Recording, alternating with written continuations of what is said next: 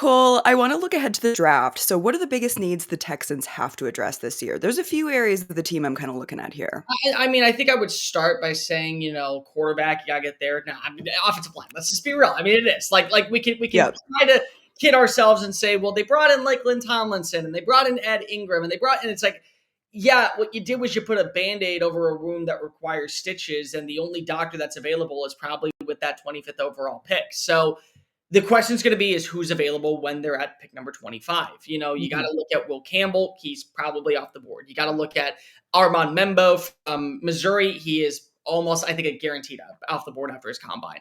Kelvin Banks, really interesting prospect coming out of Texas. He was a 3-year starter at left tackle. He was one of the better all SEC offensive linemen the last 2 years. He only allowed 2 sacks in his entire career, and he only allowed 9 pressures. He also plays left tackle. Like Armand Membo played right tackle, and you're going to say, let's switch you to the other side of the offensive line, and hopefully this works out. Well, no, you know what you got in a guy like Calvin Banks because he's been there for a while. Josh Simmons from Ohio State's a name that consistently is getting mocked right now to the Texans at 25. And I get the reasoning. And if you talk to people in the industry, the upside of this kid is through the roof. They say that if he didn't suffer the patella injury in week 6 against Oregon, he would have solidified himself as probably OT1 and a top 10 pick. But then I counteract and say, but your exact words were if he didn't suffer the patella injury. And I'm not sure, Katie, if you know anything about patella injuries, they don't always Woof. heal early. And so that is a major risk on a guy to Yeah. replace franchise left tackle who may or may not even be ready to go by the start of the season. And you got to Mm. establish, I think, a quick dominance early on. Josh Connerly is another name from Oregon. I could see him probably being in that trade down scenario, which Casario did last Okay. year. Like if they were to say, okay, let's move down with Kansas City at pick 32, and then they say at 32 and they get a third round pick in return. I think they would be content taking Josh Connolly. If not, I think they would pivot towards a Tyler Booker, the interior offensive lineman from Alabama, 2-year starter for the Crimson Tide, really good in a run-oriented offense, great zone blocker. He never allowed a single sack in college. Like he allowed 6 pressures and he never allowed a sack. So this is somebody that is probably going to really help out in the interior part at the right guard position, where right now you have maybe a center by trade, Juice Scruggs starting. If they traded back again, I think Gray Zabel out of North Dakota State, he was somebody that really grew in name throughout the combine and throughout the Senior Bowl. Was a phenomenal left tackle in college at North Dakota State. Helped the team win a national championship. But like the thing with Casario is he goes for the big school prospects. Like he's always Yes.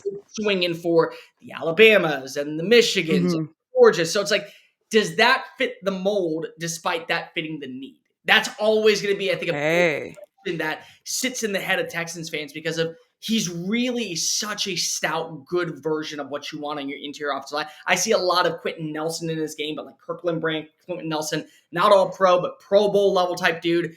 And if you get that in Houston, that's a very big win. But does he fit the Yes. mold of what you want? Wide receivers, one that I know is going to be brought up. That wide receiver 2 position is really intriguing. But the question Yes. would be, do they go after a slot receiver and then move one of them to the outside spot with Tank Dell missing all of 2025 and then have that conversation of letting Christian Kirk walk next offseason to where Enemeka Ibuka, who is a slot-only receiver, I don't care what the numbers say, I don't care what the message boards say, I don't care what any Ohio State fans want to come in and say, that is a slot-only player when you have a slot-only player in Christian Kirk. So does that still fit? But the relationship with CJ Stroud is going to play a very big role in that move. Stroud had his best season with Ibuka as his number 2 receiver. Ibuka had over 1,000 receiving yards and 10 touchdowns during his sophomore season. He kind of put himself on the map as that next big time name. Last year, he finished with over 1,000 receiving yards while splitting reps opposite of the breakout freshman Jeremiah Smith. So he's proven that he is a very quality number 2 receiver. Some other names I think could be in play, like in day 2, Ole Miss's Trey Harris, over 1,000 receiving yards last season. Kyle Williams from Washington State is a name that is constantly moving up draft boards at this point. And I'm so thankful that he is, because of when you watch the tape and then you see the logo, that is one of those players that when you hear people say, oh, I'm scouting, no, you're scouting the helmet, not the prospect. He is far and away the best separator in this year's draft. Last season with John Mateer as a starting quarterback, had over 1,000 receiving yards with Cam Ward, who was expected to go number 1 overall as a starting quarterback. he had over 879 receiving yards, and he was the best yard contact from the line of scrimmage wide receiver in this class. So I think he'd be a really solid option on day three. I think Isaiah Bond from Texas is going to be in that running as well. Did a really good job at the Texas Pro Day, kind of fixing up that combine 40 time of 4.5 to now 4.33. So that speed is actually there, and you got to see it. Jaden Higgins from Iowa State, Jalen Noel, I think is going to be another one. Jalen Royals from Utah State. I think if you look at like some day three players, that's gonna be tough because it's a hard sell. But Nick Nash, I know from San Jose State's one that a lot of people are saying, well, he had over 1,300 receiving yards last year, and he was a consistent force, and he led the comp. I mean, he led the FBS in receiving yards per game. So maybe he'll pan out. Defensive tackles in need. That's like one as a depth piece.